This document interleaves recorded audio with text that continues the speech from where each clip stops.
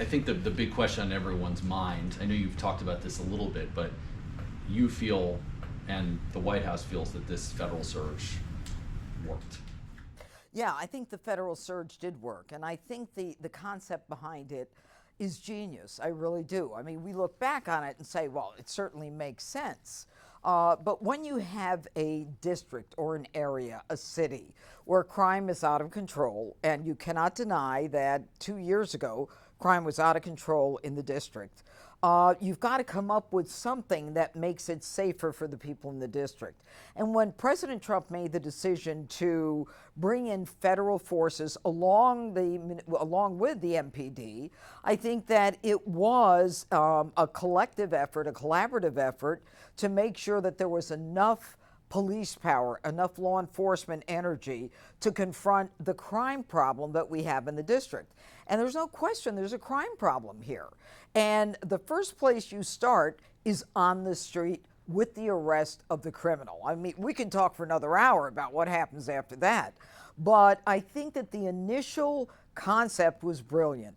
And when you look back on it, as I do, although it is continuing, the idea of bringing together law enforcement forces where they can bring in their own particular expertise, DEA, ATF, FBI, then what you've got is a collaborative effort to bring the best cases forward.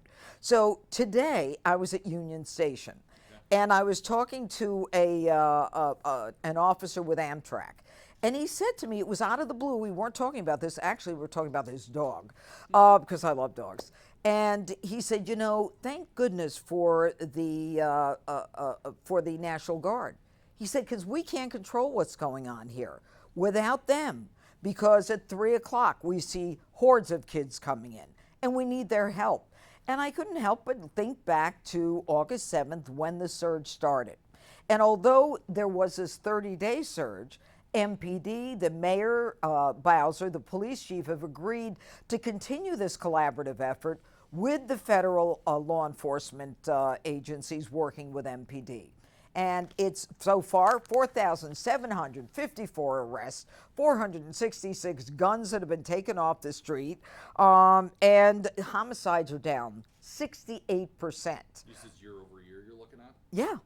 Yeah, and we've got carjackings down 70%, and robbery is down 51%. So, look, when the criminal knows that we're out there and that we're looking for him or her, they know that they have to be a little more secretive. They know that they have to be a little more wary. But then what we don't know yet is the impact on the justice system itself. Once they go through the system, what is the message that the courts give them? Are they able to then get out and reoffend with little, if any, accountability and consequence?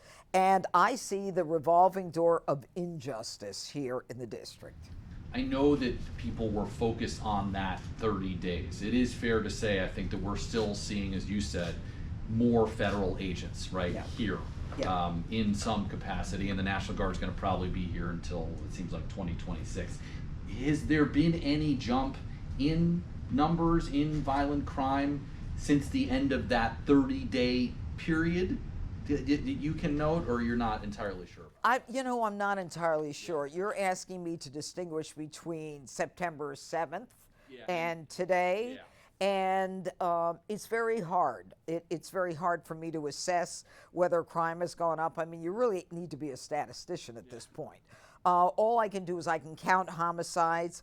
I can count what I did count when I first came here. And that is that there are right now, and when I first came here, there were a few less, there are about 50 teenagers who've been shot and killed, all of them African Americans, in the last year and 10 months. Every one of the teenagers shot and killed in this district are African Americans. Who's talking about the minority community? I'm talking about the minority community. I am furious about this. Why are these cases not being closed? Why do we have so many of them where there hasn't been anyone arrested in these cases? Now we have to look at bringing law enforcement, the best of us, to solve these cases, and so that the closure rate, which is what we call it, is higher than 30%. Which is the closure rate on these cases. That means 70% of the murderers of those teenagers are still out there with their guns. That's, unless they've been killed subsequently. And, and again, there's that nuance there as well. But we started right. The president, the attorney general, we now have a petri dish. We now have a blueprint. And the blueprint is, we're going to make more arrests. We're going to get more guns off the street. And if you have a prosecutor like myself or a U.S. attorney, who interestingly enough is not just in charge of federal crimes, but the local or state crimes, so I'm like a dual hatter, the only U.S. attorney in the country who is, then what we've got to figure out is what is happening to these cases. And where are the judges allowing these cases to fall through the cracks? Where are the judges allowing defendants who've been offenders to get out and reoffend? So, for example, yesterday I called on the D.C. Council to repeal the trilogy of laws that they passed that I believe are directly responsible for a lot of the youth crime in this district. And that is the Youth Rehabilitation Act, the Incarceration Reduction Act, and Second Chances. It's all a bunch of hogwash as far as I'm concerned. And the example that I can give you is the one individual, the 19-year-old Lawrence Cotton Powell, who was arrested by my office and the MPD, who did a phenomenal job in this case, phenomenal. This guy in April was sentenced for a attempted robbery, a felony, and he got probation. He violated it within 30 days, and the judge who gave him probation, who has no background in law enforcement, comes in and then releases him from detention, and then he reoffends again. And he is then allowed to get another suspended sentence. And within 10 days, he goes on another rant with two more victims, one Ethan Levine and the other Edward Korstein. So this is one guy who was like a crime problem himself, who keeps being released by the judges in the district who say, you know what, honey, do better next time. That's not the way it's supposed to work. And that's why we want to lower the age of criminal responsibility. If you talk to the mayor's office, which I know there has been some really good collaboration between your office and the MPD and all that, they would also, I think, point to the fact that this is just a continuation of the work they have been doing. They note that 2023, certainly the spike in crime, but that violent crime had already been on the downward trend, right? So these numbers are not surprising to them. Well, you have to talk to them about that. I wonder what the real numbers are, and I'm going to end my sentence with that. You talked about this as, how long can this continue in terms of we talked about this example in DC as the petri dish of ways for other cities to maybe look at their prosecution.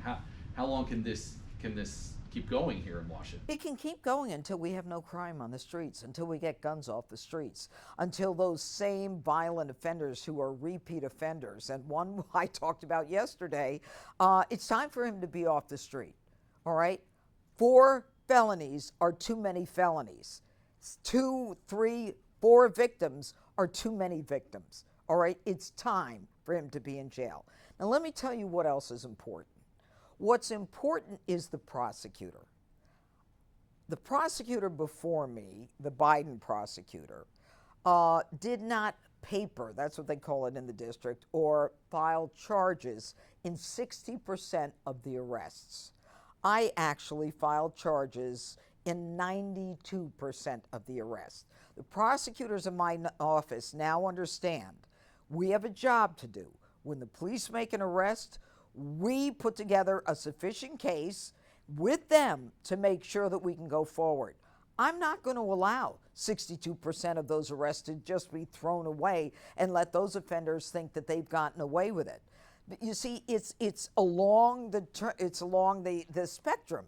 It's the arrest, it's the papering, it's the trial, conviction, and then the sentence. This is a longer process. But when we can get them off the street, get the guns off the street, that's the right place to start. Anything else you'd like to add about this continued operation? I mean, there's also the camp that says you, not just here, but all over, that said you can't police your way out of all your problems. Well, you know what? For those people who say you can't police your way out of the problems, they have to admit that their way hasn't worked. And the dumbest 3 words said by any human being are defund the police. Because when you defund the police, you take away the ability of law enforcement to protect the law-abiding citizens in a community. So, you know what? Don't come at me with, you can't police your way out of this, because there's no other alternative. This is the only difference between a civilized and a barbaric society.